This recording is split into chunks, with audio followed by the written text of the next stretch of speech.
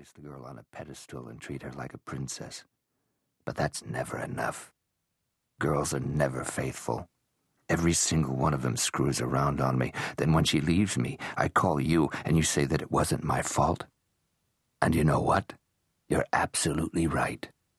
I'm not to blame, Paris. You are. This time, it's your fault. She considered disconnecting. No one knew where she lived or even what she looked like. It was stipulated in her contract with the radio station. She didn't make personal appearances, nor was her likeness to appear in any promotional venues. Paris Gibson was a name and voice only, not a face.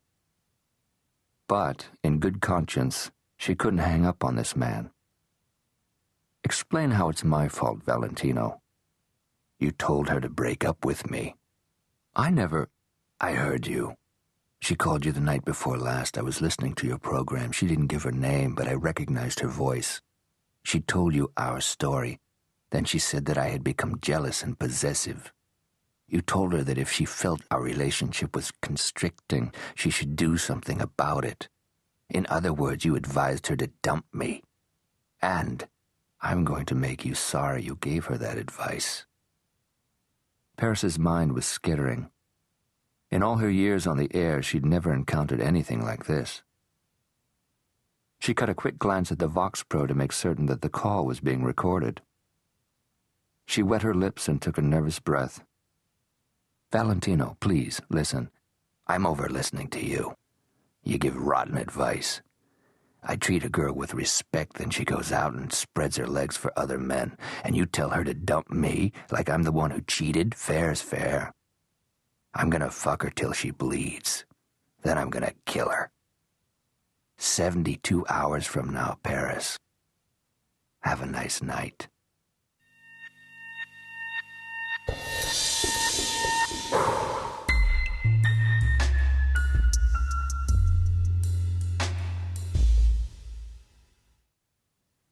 Dean Malloy eased himself off the bed.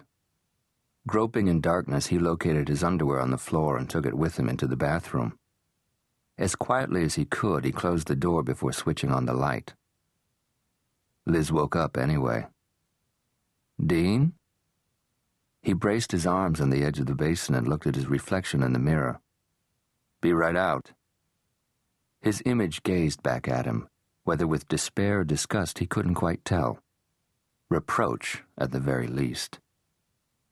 He used the toilet, pulled on his boxers, and opened the door. Liz had turned on the nightstand lamp and was propped up on one elbow.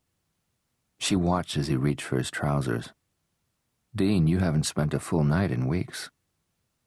I don't like it any better than you do, but for the time being, that's the way it's got to be. Good grief, Dean, he's 16. Right. Gavin is 16 and licensed to drive. For a parent, that's a 24-hour living nightmare. He pushed his feet into his shoes, then sat down on the edge of the bed and reached for her hand. Liz, it's unfair that Gavin's behavior is dictating your future. Our future. Our future, he corrected softly. She kissed the back of his hand as she looked up at him through her lashes. I can't even persuade you to spend the night with me, and here I was hoping that by Christmas we'd be married. It could happen. The situation could improve sooner than we think. She didn't share his optimism, and her frown said as much.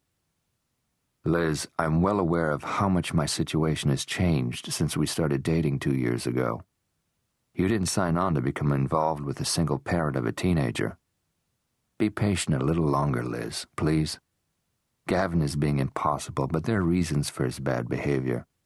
Give it a little more time. Hopefully we'll soon find a comfort zone the three of us can live within. She made a face. Comfort zone? Keep using phrases like that, and next thing you know, you'll have your own daytime TV talk show. He grinned, glad they could conclude the serious conversation on a lighter note. Still headed to Chicago tomorrow? For 3 days.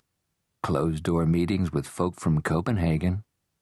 How about I leave you with something to remember me by? She pushed the sheet away.